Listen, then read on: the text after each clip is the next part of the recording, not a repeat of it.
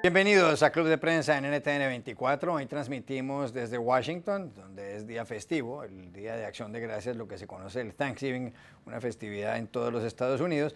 Y no olviden ustedes, por otra parte, que al final de este programa lo pueden ver completo, lo pueden ver a partes en nuestra página de Facebook y también en nuestra cuenta de Twitter. Y el audio, el podcast, está en SoundCloud. Les doy la bienvenida a nuestros invitados. En primer lugar está el corresponsal jefe de la Agencia Mexicana de Noticias Notimex, Pepe López Zamorano. Bienvenido, como siempre, a este programa. Gracias.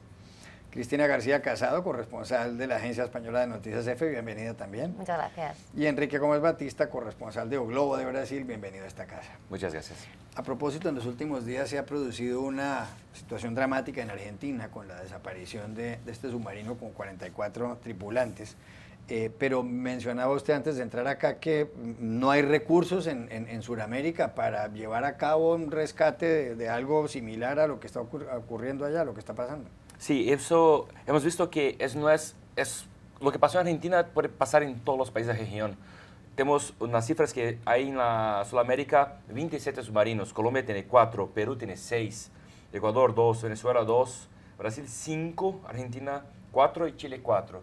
Pero solo hay un navío que puede hacer este tipo de rescate a submarinos de Brasil que está desfasado todavía. O sea, lo que podemos aprender de esta situación, de esta grave situación en Argentina, es que tenemos que tener más responsabilidad en Sudamérica sobre estos casos, que no vas a tener submarinos o de tecnología que no tiene otras formas de inversiones que necesitan de soporte, de apoyo, incluso de manutención. O sea, hemos visto que estos submarinos, muchos fueron comprados en los años 80 y fue con una fiebre, un país comenzó a comprar, otro empezó a comprar, y para hacer frente a uno al otro. O sea, ellos son todos países muy amistables, no hay riesgo de guerra en Sudamérica y tienen esas estructuras y que no comparten ni mismo un sistema para poder socorrerlos. Por ejemplo, en el caso de Argentina depende mucho de aviones de Estados Unidos, e incluso los argentinos están necesitando de ayuda de los ingleses, o sea, de las bases de Malvinas que están intentando socorrerlos. Eso muestra que, más de una vez, la falta de planeamiento, de propósito de largo plazo de Sudamérica puede traer riesgos muy graves, no solamente a lo que pasó en Argentina, pero lo que puede continuar aconteciendo. Mira que Brasil está construyendo más 4 submarinos, incluso un submarino nuclear. No sabemos muy bien por qué Brasil necesitaría de un submarino como este. Un submarino nuclear. Claro, sí. Claro. Y lo está construyendo Odebrecht, ¿no sería por el tema de los porcentajes? Parece un detalle. No creo que... Fue pregunta, fue pregunta. A propósito, ¿cómo se pronuncia Odebrecht? Porque hay gente que lo pronuncia como una J, como Odebrecht, otros Odebrecht con la CH o la SH, como se pronunciaría. ¿Cómo pronuncian ustedes los brasileños Odebrecht? Bueno, de todas las maneras también, porque bueno, Brasil tiene muchos acentos distintos. Odebrecht, yo hablo Odebrecht. Ya. Con el T mudo, no hablamos del T, porque es de origen alemán, pero está ubicada en Bahía, que es uno de los estados que tiene un acento más fuerte, y allá se habla Odebrecht, entonces hablamos Odebrecht. No con J ni con el T final. Muy bien. Bueno, primer asunto, Pepe López Zamorano, a propósito del Thanksgiving, de este puente de Acción de Gracias aquí en Estados Unidos, en donde la gente come pavo. Hace algunas horas el presidente Donald Trump, siguiendo esa tradición, perdonó a un pavo en los jardines de la Casa Blanca, incluso dijo que esta era la única cosa que no tenía marcha atrás en su gobierno, es decir, el perdón al pavo y que se lo iba a perdonar, y que en cambio él lo que quería hacer en su gobierno todo el tiempo desde que llegó es echar hacia atrás todas las medidas que había tomado su predecesor Barack Obama, un chiste que echó el señor Donald Trump. Pero muy bien, hablando de este Thanksgiving, el diario The Washington Post dice que la Acción de Gracias, que lo que hace es conmemorar algo que ocurrió en 1621, cuando los peregrinos y los puritanos lograron tener una muy buena cosecha aquí en Estados Unidos, los colonizadores que venían de Europa con sus familias, que es una de las diferencias con la conquista de América por parte de los españoles. Pues este Thanksgiving, dice el Washington Post, lo que recuerda es que el origen de Estados Unidos tiene que ver con los refugiados, que fueron unos refugiados, gente que huía de Europa, además de la intolerancia religiosa, que fueron esos refugiados los que dieron origen a la historia de este país. ¿Es eso así? ¿Lo siente usted así? ¿Usted que lleva cuántos años en Estados Unidos? Llevo ya décadas. No me hagas entrar en detalles, Juan Carlos. Sí, definitivamente. Yo creo que qué bueno que lo presentas desde el punto de vista de Trump, porque creo que es mejor ser en este momento un pavo en Estados Unidos que ser un inmigrante, especialmente latinoamericano, porque no perdona a nadie. Y sí, en efecto, es una gran paradoja que justamente cuando estamos celebrando lo que simboliza en Estados Unidos, básicamente un festejo laico, no secular, de agradecimiento de los peregrinos, de los puritanos, a la tribu Guanampoa, que les abrió las puertas, que les enseñó a cazar, a pescar, porque habían tenido un año antes una de las cosechas peores, no sabían hacer absolutamente nada, ¿no? Venían escapando de la persecución religiosa, no tenían ningún conocimiento ni del terreno, ni de las técnicas, ni de nada. Les enseñaron a cazar, les enseñaron a pescar y en agradecimiento, ¿no?, a esa acción hospitalaria y generosa, ¿no?, como los primeros inmigrantes que llegaron aquí de Europa, se da esta conmemoración que poco a poco se fue institucionalizando. Primero fue el gobernador local, después los presidentes lo hicieron un decreto nacional y ahora es el principal festejo no religioso de los Estados Unidos. ¿Y qué pasa? Que justamente en este momento, cuando estamos celebrando lo que debería ser ese momento de hospitalidad, de generosidad, de reconocimiento al inmigrante, a la persona que viene escapando de condiciones terribles, de cualquier cosa, en ese caso fueron religiosas, pero puede ser de la inseguridad, una guerra, la guerra civil, un terremoto, por ejemplo. Justamente la administración Trump se está esmerando en socavar, en hacerle un hoyo a todo lo que era esta política institucional de los Estados Unidos de acoger, ¿no? La tradicional hospitalidad que está simbolizada en la Estatua de la Libertad, en Ellis Island, en Nueva York, ¿no? Un país básicamente construido por inmigrantes, y lo que está haciendo es cerrarle la puerta. Mencionábamos antes del programa justamente el caso de nuestros hermanos haitianos, ¿no? Estamos hablando de 60,000 personas que huyeron de una situación terrible en su país, 200,000 muertes en el terremoto del 2010, de 200,000 salvadoreños que vinieron por una guerra civil en la cual Estados Unidos tuvo alguna vela en el entierro con toda esta desestabilización, varias velas, pero que provocó justamente con su apoyo a movimientos allí contrarrevolucionarios en la región. Está también pendiente el caso de casi 86,000 hondureños. Ya canceló el programa para 2,500 ciudadanos de Nicaragua, y es parte de todo esta lucha, esta guerra de baja intensidad que hay por parte de la administración Trump contra todo el mundo, y que incluye, por ejemplo, a las propias personas que están pidiendo asilo político. Hoy es más complicado pedir asilo político que en ningún otro momento, a pesar de que las circunstancias internacionales, la geopolítica, los desastres y las circunstancias internas hacen más lógico pensar que Estados Unidos podría ser ese gran refugio, ese gran albergue. Así que yo creo que conforme se conmemora aquí el Día de Acción de Gracias, pues no deja de ser un sabor amargo en la boca, a pesar de que típicamente en Estados Unidos la versión moderna de cómo se festeja es una verdadera comilona, ¿no?, donde se consume más de 40 millones de pavos, la salsa de arándano que aquí está preparando Cristina ya para la celebración en Estados Unidos, las papas, etcétera, una reunión familiar, ¿no? Va a ser una situación muy triste conforme cientos de miles de personas en este momento viven un momento de incertidumbre y zozobra porque no saben qué va a hacer con su futuro. ¿Está de acuerdo, Cristina, con ese punto de vista? No, estoy totalmente de acuerdo, y además creo que Trump no solo ha perdido una oportunidad en esta ceremonia que es tan bonita, ¿no?, la ceremonia del perdón del pavo, pues una de estas cosas en Estados Unidos que yo personalmente admiro, viniendo de un país muy dividido políticamente por la historia, porque hay días en Estados Unidos que todo el mundo está a una. El 4 de julio aquí se celebra sin ningún tipo de color político el Día del Pavo. Yo me acuerdo que la primera vez que fui a la Casa Blanca, que fue cuando vine aquí como becaria, fui a cubrir el perdón del pavo. Y entonces estaba Obama con sus bromas y con su encanto que tenía, ¿no?, con las hijas y tal, y ayer no vimos ninguna de estas imágenes en el perdón del pavo que fueran curiosas, que fueran cercanas. Es un momento que el presidente tenía para dar una imagen que no tiene, desde luego, pues de, no sé, afable. Tiene también pues un hijo, tiene una mujer, o sea, tiene una familia, que es algo que gusta mucho también aquí en Estados Unidos. Perdió esa oportunidad, pero también yo quiero decir una cosa, y lo quiero decir además como española. Creo que en Estados Unidos se blanquea en Thanksgiving mucho la brutalidad del colonialismo europeo, no del colonialismo solo español, colonialismo también británico y de otros lugares. Creo que se blanquea esa historia en los libros y en cómo se explica Thanksgiving. Y hay un debate, y se ha publicado en muchos medios, sobre cómo debe enseñarse Thanksgiving en Estados Unidos, porque para muchos niños de familias blancas es la primera vez que oyen, oh, aquí hubo indígenas, ¿no? Y eso, el contacto, lo que creen es que fue muy bonito y compartieron una cena.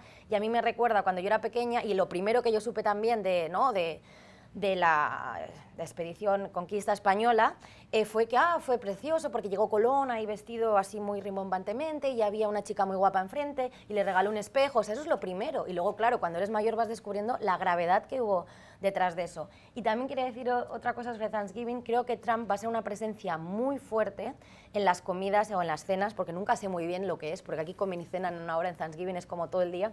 Es como a las 5. Es como a las 5, para mí es muy raro, la verdad. Entonces, pero lo que he aprendido ya es que no tienes que comer antes, o sea, tienes que reservarte.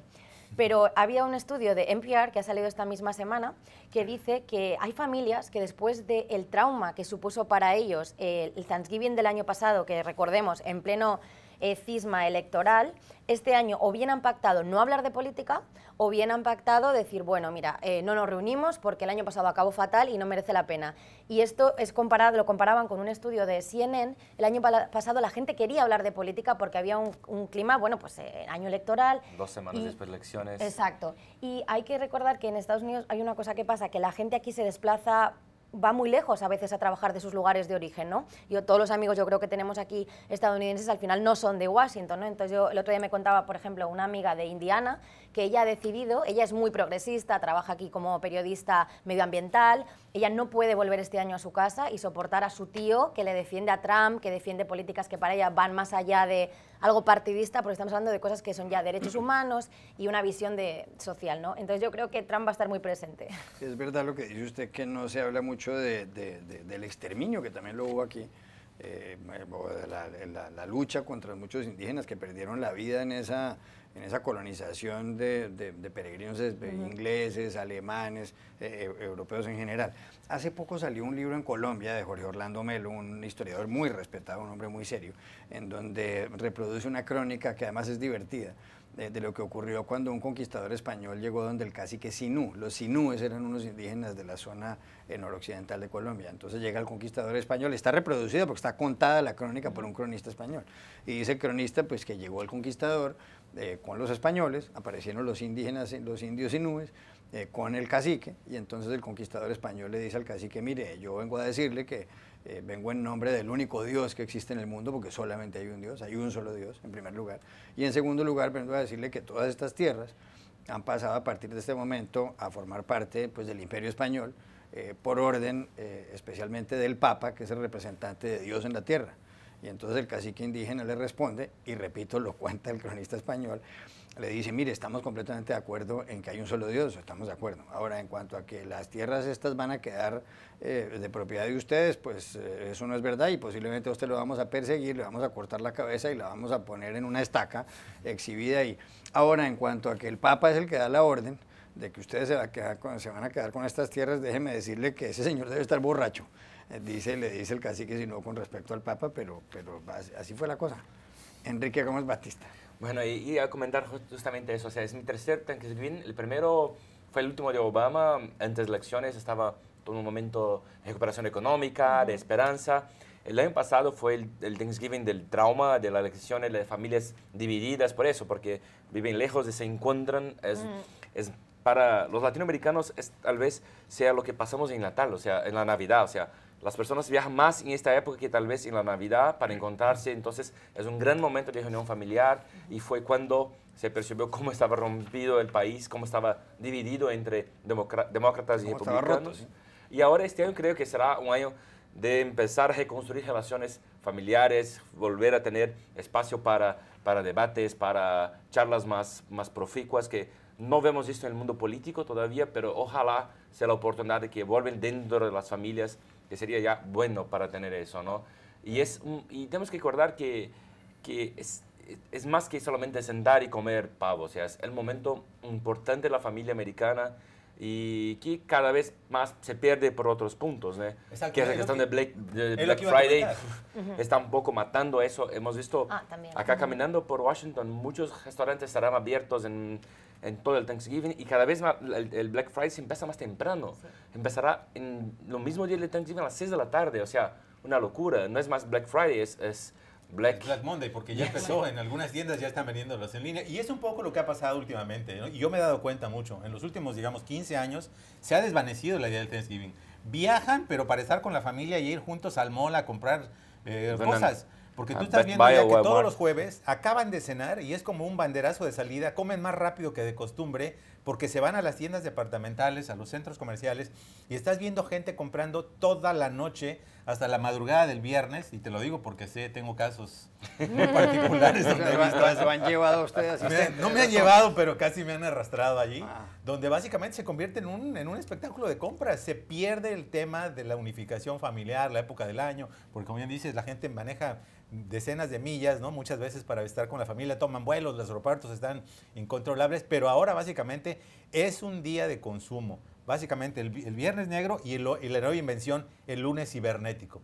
Es un ingenio de los vendedores en este país para generar lo que es la mayor temporada de ventas del año. El día de Black Friday es el día que más se venden cosas en los Estados Unidos. Estamos hablando de cientos de miles de millones de dólares. En los otros países. En Brasil tiene Black Friday, pero es una falsa Black Friday.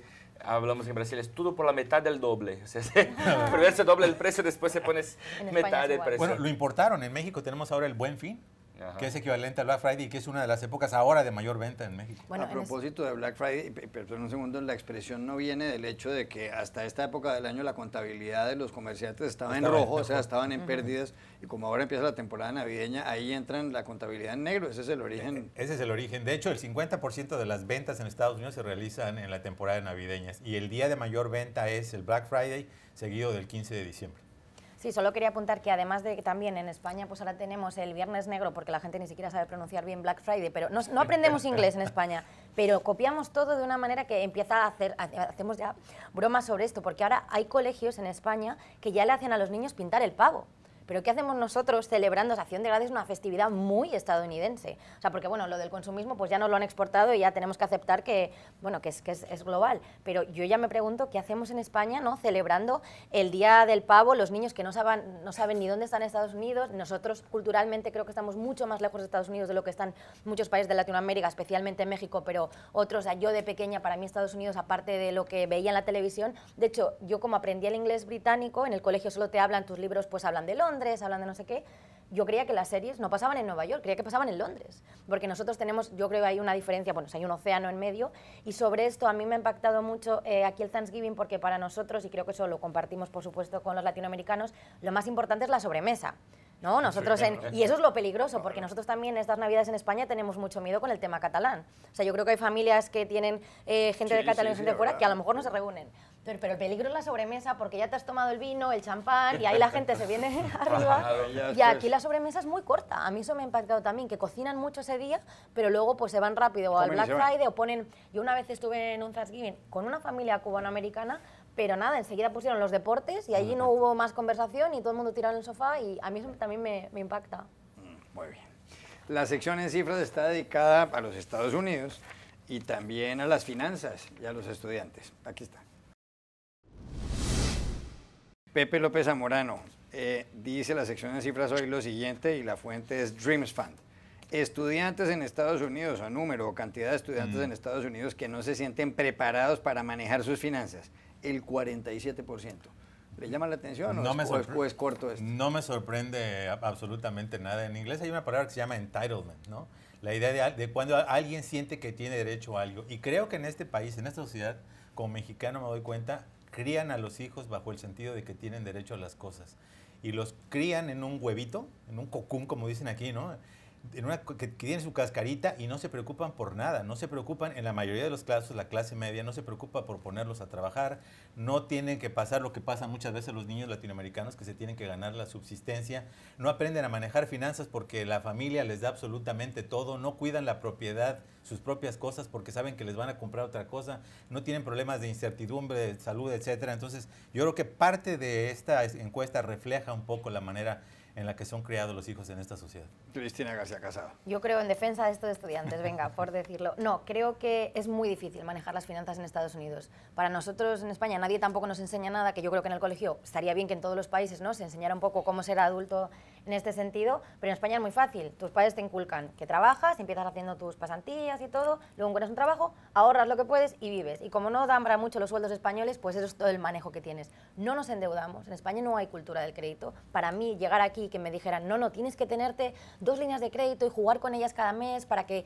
eso hace ver a los bancos que puedes endeudarte más. Y digo, pues yo es que no me quiero endeudar, porque mi cultura, además, en mi familia precisamente es de se compra lo que uno tiene, ¿no? Y ya está, y lo que no se puede, ¿no? Entonces, para mí eso me resulta muy difícil.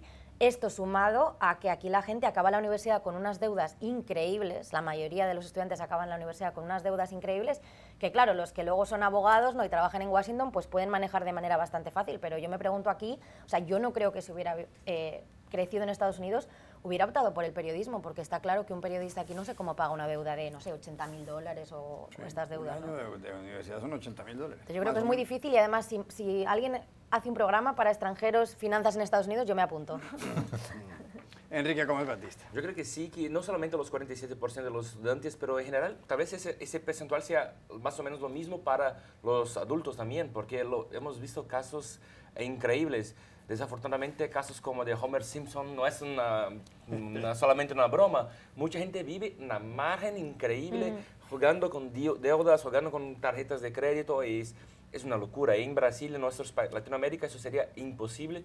Solo es posible aquí porque las tasas son bajísimas y porque consiguen con eso hacer bromas, locuras como estas, pero que cuando se explote, como pasó en 2008, todo el mundo paga el precio, ¿no? De hecho, hay un dato interesante. Una mayoría de las personas que se sacan la lotería en los Estados Unidos, después de 5 años de obtener el premio mayor, acaban más pobres de lo que estaban antes de ganarse la lotería. Es increíble, eso es increíble. Bueno, pero es verdad que cuando la gente es estudiante muchas veces no sabe manejar las finanzas. Y lo usual es que uno va al cajero y cuando uno oprime la cantidad que quiere retirar, aparece un letrero que dice la cantidad solicitada excede el saldo de la cuenta. Eso es ahí te das cuenta que pues cuando uno es estudiante es lo normal y no solo cuando es estudiante. Y ya volvemos a Club de Prensa. Volvemos a Club de Prensa en NTN 24 desde Washington. Pepe López Zamorano, hay noticias de México porque en su país habrá elecciones presidenciales a mediados del año entrante. Es para ver quién va a reemplazar a Enrique Peña Nieto, el presidente actual, y quién va a gobernar por los siguientes 6 años. El presidente en México se posesiona el 1 de diciembre. Es el 1 de diciembre, ¿no es cierto? Entonces, ahí se sabrá. En una columna en la revista The Economist, cuyo autor es Bello, que es el seudónimo de Michael Reed, dice algo llamativo en los últimos días. Dice, cuando América hace zig, aquí se refiere al zigzag, México hace zag, o sea, van para el otro lado.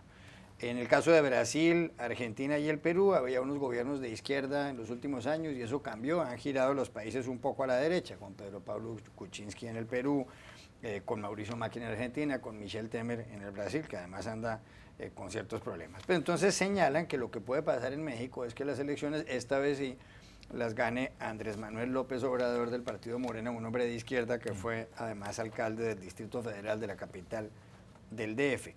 Y cuenta aquí que Andrés Manuel López Obrador es un hombre que admira a presidentes mexicanos, a líderes mexicanos como Francisco Madero, como Benito Juárez y como Lázaro Cárdenas, que entre otras cosas fue el hombre que nacionalizó el petróleo en los años 30, 1938, y que puso las bases para la creación del PRI, del Partido Revolucionario Institucional.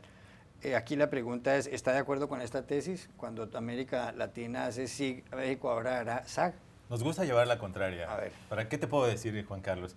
Sí, definitivamente estamos viendo en este momento, y de hecho traigo una encuesta muy reciente del día de hoy, que confirma que en este momento Andrés Manuel López Obrador, que ya buscó la presidencia en 2 ocasiones anteriores, es el político más conocido en términos de su nombre, de reconocimiento en México, y además va adelante en los sondeos de opinión, en las preferencias electorales, por encima de los posibles candidatos de los otros partidos. Como sabes, en este momento todavía no está definido ni el candidato de lo que es el Nuevo Frente, que está integrado por el PAN, el PRD y otras organizaciones políticas. Ahí hay una lucha interna, como tampoco se ha anunciado al candidato presidencial del partido gobernante del PRI, que eso se espera que se haga probablemente en este mes o a principios del próximo año. Es muy interesante la analogía que hace especialmente The Economist en el tema de las comparaciones de la política de Lázaro Cárdenas que mencionaste con López Obrador, precisamente porque por esta referencia que él hace sistemáticamente de esta presencia de López Obrador, de Cárdenas, que como sabemos es esta figura histórica, ¿no?, en México, legendaria, no solamente por la expropiación petrolera, que le atrajo obviamente muchos aplausos en México. Las crónicas, ¿no?, la historia muestra, por ejemplo, cómo el pueblo de México se volcó a entregar todo lo que tenía de valor en las calles, ¿no?, sus aretes, sus anillos, sus pulseras, jaulas, lo que podía para poder hacer este gran fondo para pagarles a las empresas, especialmente estadounidenses, que en ese momento explotaban los recursos de México, ¿no?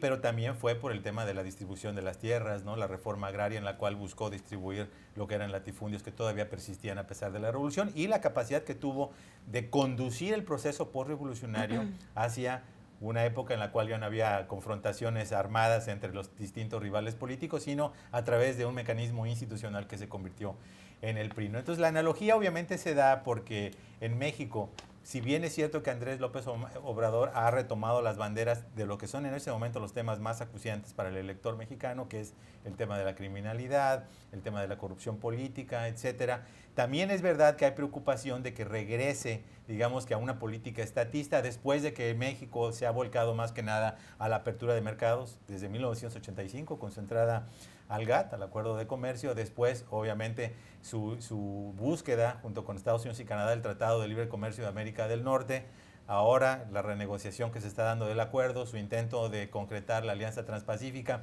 y también lo que son esta nueva serie de reformas estructurales que hizo el presidente Enrique Peña Nieto, especialmente en el campo energético. Entonces la preocupación es que justamente López Obrador ha dicho que va a revisar esas reformas de tal manera que probablemente pues, va a apoyar aquellas, en caso de llegar opción, obviamente, aquellas que realmente le benefician al público. Entonces, hay este debate en México de cuál es el Andrés Manuel López Obrador que llegaría al poder en un momento determinado, ¿no? Si va a ser un político con una nueva visión, si va a continuar este proceso de reformas de México y su apertura al mundo, o si va a regresar a un pasado estatista donde el Estado tenga un gran papel, ¿no? Yo creo que las monedas están en el aire. Si bien es verdad que López Obrador va adelante en la secuestra, también es verdad que hay precedentes de que se ha autometido la pata, como decimos en México, ¿no? Cuando, por ejemplo, desistió de aparecer en los debates políticos en un momento dado y eso le redujo algunos puntos en las encuestas de opinión, cuando se decidió hacer toda una serie de movilizaciones que paralizó la Ciudad de México y eso también le trajo muchas críticas. Entonces, de momento va adelante, pero yo creo que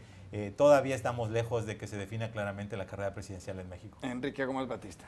Bueno, yo no estoy muy cierto de que Brasil haya hecho un giro a la derecha. Fue un giro un poco atípico, no fue un giro por el pueblo. El pueblo votó en 2014 por Dilma, por un proyecto de izquierda. Temer consiguió el gobierno con su impeachment. O sea, y no está claro cómo será el impacto. También en 2018 tenemos elecciones en octubre. Yo creo que Brasil y México en esas elecciones en el mismo año tendrán muchas cosas en comunes. Primero, el tema de crimen. La criminalidad será el gran tema de los dos países y corrupción. Esto puede ser, y creo que el gran riesgo para los dos países es no ser de izquierda o de derecha, pero tener un gobierno a la elección de populistas. Esto sí es el gran riesgo para los dos países, que repetir lo que pasó en Estados Unidos, por ejemplo, y ahí sí podremos tener más problemas en los dos países que los dos grandes países de Latinoamérica, ¿no? Hay un populista candidato en Brasil que parece que tiene opción, ¿no? Sí, es Jair Bolsonaro, que es muy populista, que está haciendo toda su campaña basada en el combate a la criminalidad, tiene una agenda muy fuerte con eso, defiende, por ejemplo, la muerte de los corruptos, los criminales, una cosa un poco Duterte de Filipinas, y está cada vez más fuerte, está con un 20% en las encuestas. El primero es Lula, que con cerca de 35-40%, pero todavía no se sabe si Lula podrá por problemas de corrupción, problemas judiciales, o sea, y si Lula no está, él dispara en la liderazgo, o sea, hay un riesgo muy grande en Brasil del populismo, y creo que en México, cuando no hay una elección, que no hay segunda vuelta, hay una tentación muy fuerte para el populismo, tanto por el tema de criminalidad, como por el tema también de relaciones con Estados Unidos, ¿no? O sea, un discurso muy populista contra Trump será puede ganar muy votos, ¿no? Yo veo otro CIC en la región, porque es verdad, estoy contigo en eso, me gusta hacer la puntualización también. Es verdad que cuando hubo el momento, ¿no?, que gana la presidencia venezolana las legislativas, nuevo gobierno en Argentina, cambia totalmente la tendencia y pasa lo mismo en Perú. Pero el tema de Brasil es un poco diferente, porque no hay urnas, entonces todavía no sabemos los brasileños hacia dónde van a ir. Pero es que además hay otra elección muy importante que está pasando, que es la de Chile. Y en Chile ha contradicho esta tendencia y las encuestas también. Piñera salió ganando esta primera vuelta, pero salió derrotadísimo. Por una parte, porque no ganó por tanto como se pronosticaba, pero además el candidato oficialista socialdemócrata salió mejor y sobre todo el Frente Amplio, o sea, una izquierda todavía, o sea, no socialdemócrata, una izquierda más alternativa, o digamos, o más esencialmente de izquierdas, que además está encabezada por una periodista feminista, o sea, una figura pues yo creo que muy novedosa y, ¿no? y necesaria en la política, pues ella ha ganado unos resultados que eran, creo que más del 20% más de lo que le daban las encuestas. Y todo eso sumado, en la segunda vuelta, entre los dos candidatos, los votantes de esta opción de izquierdas alternativa van a tener quizás la palabra. Y como dijo el candidato oficialista, suma más. Entonces yo creo que Chile, que es un país pues fundamental en la región, también tiene mucho que decir ahí. Entonces yo antes de decir que ya se ha cerrado el mapa, ¿no? de la derechización, o no sé cómo lo llamarían en la región, tenemos algunas incógnitas y también la incógnita a ver qué pasa con Colombia, ¿no? Claro. Y también se podría decir brevemente, ¿no? Que también los electores buscan eficacia, ¿no? Si bien es verdad que había periodos en los cuales era muy claro ver la tendencia pendular de la política, que había una ola hacia la derecha y ahora a la izquierda, lo que estamos viendo es que hay cambios sistemáticos y no necesariamente puedes encontrar una fórmula perfecta. Quieren eficacia en materia de seguridad, eficacia en materia de bienestar económico, en materia de que los gobiernos respondan sin corrupción. Entonces yo creo que probablemente estaremos viendo quizá un fin de las ideologías en ese sentido y más la llegada de gobiernos que puedan dar resultados. ¿Nunca han pensado en México cambiar las reglas electorales y que haya doble vuelta en las elecciones presidenciales? Es un tema al que se le ha dado doble vuelta y no ha llegado a una conclusión precisamente por eso, porque en las últimas elecciones se ha visto que han ganado pluralidades y no mayorías. Entonces la posibilidad de una segunda vuelta se ha tocado, como también, por ejemplo, reducir la proporción y el número de los diputados en México, readecuar, digamos, todos los ordenamientos, pero hasta el momento no ha habido un consenso. ¿Cuántos diputados hay? 500 diputados. Bastante. Y ya regresamos a Club de Prensa. Volvemos a Club de Prensa en NTN 24 desde Washington, a 3 cuadras de la Casa Blanca, en este día de Thanksgiving, del día festivo de Acción de Gracias. Cristina, hay noticias de España y en concreto de Cataluña. Se suscitó una crisis muy profunda, dado que el pasado 1 de octubre, la Generalitat Catalana, o sea, el gobierno regional, Cataluña es una de las 17 comunidades autónomas de España y la que más dinero produce, o la que contribuye más al PIB, convocaran un referendo independentista. Este referendo fue considerado ilegal por el Tribunal Constitucional y por supuesto no reconocido por el presidente del gobierno español, por el gobierno español que encabeza Mariano Rajoy. El presidente de la Generalitat de Cataluña, Carles Puigdemont, además se ha ido a Bélgica y está pendiente una solicitud de extradición por parte de España. Como consecuencia de todo eso, el gobierno central español aplicó el artículo 155 de la Constitución, con lo cual tomó el control de alguna serie de competencias del gobierno regional catalán. En España las regiones tienen un grado de competencia muy alto. Hubo manifestaciones de parte y parte, hubo incluso algunos excesos policiales en aquel 1 de octubre, mujeres heridas, enfrentadas con la policía española que estaba armada con porras o con bolillos, como dirían en Colombia. Pero el gobierno central ha convocado elecciones regionales para el 21 de diciembre. Hay un artículo en el confidencial.com de Joan Tapia, de catalán, quien fuera director del diario La Vanguardia de Barcelona, periódico muy importante, y el artículo se titula "Tras el ridículo, ¿volverán a ganar?". Es decir, él lo que se está preguntando es si los independentistas catalanes, después de lo que él considera que ha sido un ridículo, pueden volver a vencer en los comicios regionales. ¿Usted cree que eso va a pasar? Yo creo que vamos a definir qué es ganar, ¿no? En 2015 hay otras elecciones regionales convocadas en ese momento por el gobierno independentista y en esas elecciones ellos mismos, eran unas elecciones regulares como las que va a haber ahora, pero ellos que tienen esta gran capacidad de inventar conceptos dicen que son un plebiscito, porque en ese momento no, pues el gobierno español nunca ha accedido a hacer un referéndum legal y vinculante. Entonces las convocan como un plebiscito 2015 y lo pierden. Y el único partido de los independentistas que reconoce que lo han perdido son la CUP, que es la izquierda anticapitalista más radical, ¿vale? Entonces ahí ganan en escaños y eso les ha permitido por la mínima sacar adelante todas estas leyes del Parlamento que el Tribunal Constitucional ha declarado pues inconstitucionales, sí, pero las han podido sacar adelante porque tienen mayoría de escaños, pero de votos no, que era como se medía el plebiscito, sacaron un 48%. Entonces ahí se va a medir el independentismo, si superan o no ese 48% de votos. Y está muy claro cuáles son los partidos independentistas y cuáles no, pero la otra novedad es que esta vez no van juntos. Antes había una coalición que era Junts pel Sí, Juntos por el Sí, pero es que ya nos hemos pasado todas esas, ya tuvimos el sí, digamos, ¿no? Ya hubo ese referéndum y todo. Entonces, eso es uno de los elementos y en ese sentido se ve también en las encuestas que el independentismo en general acusa un desgaste. Primero, porque por los más ilusionados, había gente muy ilusionada, algo que todo el mundo, también el gobierno español debería escuchar. Había gente que va más allá, que no se va a decir, te doy unas carreteras nuevas, eso no se quita. La gente en Cataluña, que solo se siente catalana, y hay mucha gente que tiene un sentimiento de mucho rechazo a España, eso no se va a ir.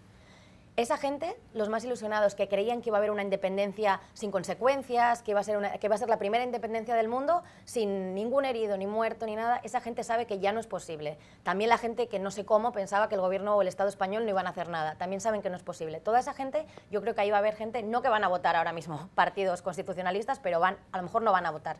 Y creo que la otra parte por donde puede perder el independentismo son los que no son independentistas identitarios, son gente que ni siquiera a veces habla catalán, son gente de los barrios, hijos de los inmigrantes que fueron del resto de España, que sufrieron más que nadie la crisis, como siempre pasa, ¿no?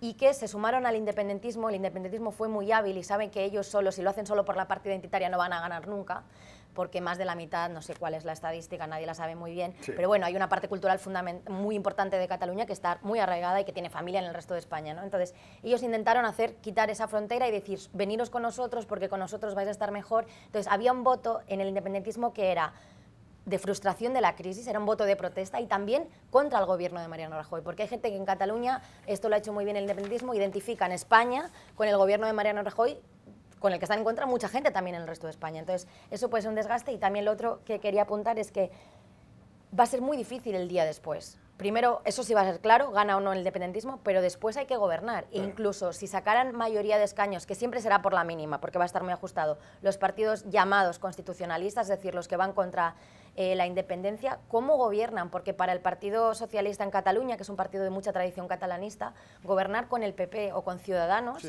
casi sería como un pecado, o sea, se le va medio partido, se le van alcaldes, como ya está pasando. Entonces, el tema de Cataluña es súper complejo y creo que la gestión del 21D requerirá mucha más habilidad política por todas partes de la que hemos tenido hasta ahora. Enrique Gómez Batista, que ha vivido en España. Bueno, yo creo que eso también, tenemos que tomar cuidado porque a veces el voto será por los políticos que conducieron todo este debate de independentismo, no necesariamente la opinión de las personas sobre el independentismo. Creo que para nosotros que estamos de lejos es como claro que necesitaba un plebiscito directo, claro, para saber la opinión de la población, que no sabemos y sea quien gane, sea quien pierde, va a intentar hacer eso como un plebiscito, sí, pero no es. Es una votación de políticos, de líderes políticos que tienen unas banderas, no es la votación de las banderas en sí. Y eso puede continuar. O sea, este 21 de diciembre no va a solucionar los graves retos que hay y los graves heridas que no van a sanar con esta votación. Pepe. Sí, yo creo que la encuesta especialmente que hace GESOP es un veredicto inapelable contra el independentismo, ¿no? Toda esta noción que alguna vez lo comentamos en este programa, esta idea que se vendió, ¿no? Como va a ser el paraíso, van a llegar las empresas, el mundo nos va a recibir con los brazos abiertos, ¿no? Que todo el mundo sabía que no iba a ocurrir ni de broma, ¿no? Obviamente le están pasando la factura. 59.9% de los catalanes cree precisamente que el proceso ha generado más prejuicios que beneficios, se sienten traicionados. Solo 26.8% cree que lo contrario y un 13% no sabe. Si tú lo ves en esa perspectiva de la opinión pública, que finalmente es lo que importa, ¿no? La de los propios catalanes, obviamente es una pérdida importante para el independentismo y va a tener que remontar si busca tener una presencia en las elecciones. Ahora, el hecho de que haya posibles candidatos y candidatos en una situación de prisión incondicional, le da una circunstancia muy rara al proceso político, porque uno de los argumentos del gobierno español ha sido que no era posible legitimar el desenlace del referendo, ¿no? Porque justamente se dio unas condiciones de caos que propició en parte el propio gobierno español. Bueno, ¿y ahora? ¿Cómo se puede legitimar ese resultado de la elección cuando hay líderes que no pueden hacer una plena campaña política porque están en la cárcel? Sí, eso desde luego que son pues las elecciones más, no sé si decir, especiales o extraordinarias que hemos tenido en muchísimos aspectos, por supuesto, ese es uno de esos. Pero al hilo de lo que decías, de que esto se ha demostrado que la independencia no es Ítaca, se vendió durante muchos años que se iban a quedar en Europa, es más, que Europa iba a suplicar que se quedaran, que las empresas no solo se iban a ir, que iban a venir más empresas. Esto hay hemerotecas, o sea, ahora mismo en España, en que hay un programa bueno, en La Sexta hay una sección muy interesante que es Maldita Hemeroteca, y entonces, bueno, están con todos, no lo hacen solo con los independentistas, pero la hemeroteca le está jugando muy para las pasadas al independentismo. Los que se van precisamente al ver que la independencia no trae riqueza, es más, se han ido más de 2000 empresas. Esta semana ha habido la noticia terrible de que Barcelona, siendo la favorita, porque Barcelona es una de las ciudades más atractivas del mundo, ha perdido la Agencia Europea del Medicamento y se la van a dar a Ámsterdam. La sede. Y la sede, que no es solo simbólico, es que eran empleos, eran congresos, eran imagen, era otro puntito más para poner a Barcelona en un mapa en el que, por supuesto, ya está. Y hay que recordar que esa agencia se va de Reino Unido por el Brexit. Entonces, obviamente, lo que no van a hacer es ponerla en un territorio donde se está planteando que pueda salir de la Unión Europea o que al menos hay inestabilidad. Y los que se van al ver lo de las empresas son los que son independentistas, no de corazón, sino de bolsillo, como dicen allí en Cataluña. Entonces, esa gente, yo creo que ahora mismo o no votará, o votará una opción más moderada que reclame autogobierno o que reclame lo que al final yo creo que puede terminar pasando, que en algún momento, ahora o en la siguiente generación, habrá que contar. Y habrá que hacer un referéndum, aunque sea una consulta, aunque no sea vinculante para que no sea tan dramático. Aunque en eso yo digo que si se quiere saber la verdad, de qué gente se quiere ir de verdad del resto de España, habría que hacerlo vinculante, porque no se vota igual, ni en unas elecciones, como tú dices, donde mucha gente va a votar también en contra de que hay políticos en la cárcel. Sí. Mucha gente que está decepcionada con el independentismo va a votar porque tampoco les parece normal que tengamos políticos en la cárcel, bueno, pues por un proyecto que ya hemos hablado de esto, ¿no? Y a lo último, creo sobre todo que en algún momento para resolver esto habrá que contar, y habrá que contar de manera legal, pactada y vinculante. Claro. Último minuto y medio de programa, Enrique. Hay un artículo en BBC Mundo sobre Venezuela. Se calcula que la deuda de ese país, como consecuencia de lo que los analistas ya consideran que es una debacle económica prácticamente sin precedentes, está por el orden de los 150.000 millones de dólares. Incluso el gobierno venezolano quiere reestructurar 63.000 millones de dólares de ese total de los 150.000 millones. Y entonces los acreedores internacionales dicen que la única manera de cobrar esas deudas tiene que ver con activos de PDVSA, de la compañía petrolera venezolana. Y aquí en Estados Unidos hay un activo importante que es Citgo, que tiene además, produce petróleo en Luisiana, o gasolina en Luisiana, en Illinois y en algún otro, y en otro estado estadounidense. Y tiene varias estaciones de servicio, es decir, gasolineras. Lo que pasa es que parece que esos activos están comprometidos en una deuda que tiene PDVSA con Rosneft, la petrolera rusa. ¿Será que con Citgo, o embargando, porque sería algo así, los activos de Citgo podrán pagarse algunas acreencias las personas a las que Venezuela les debe dinero? Bueno, no sé muy bien porque Venezuela está cada vez más aproximándose de Rusia y de China, no por acaso, para tener un poco de respiro y con eso no estar tan dependiente o tan en riesgo con los embargos que los países occidentales van a ponerlo. Pero todavía yo creo que, conociendo los bancos o las instituciones financieras como siempre son, van a encontrar una manera de pegar ese dinero, van a bloquear recursos de exportación de petróleo. Esto no me preocupa, creo que siempre van a tener una manera. Lo que me preocupa sí que nadie sabe es cómo resolver la situación humanitaria dentro de Venezuela. Y eso sí, ningún banco va a pensar. Ya regresamos a Club de Prensa. Vemos a Club de Prensa en NTN 24 desde Washington para despedirnos porque se acabó el tiempo. Gracias Pepe López Zamorano por haber estado aquí, Cristina García Casado y Enrique Gómez Batista, y a ustedes los espero en una próxima oportunidad.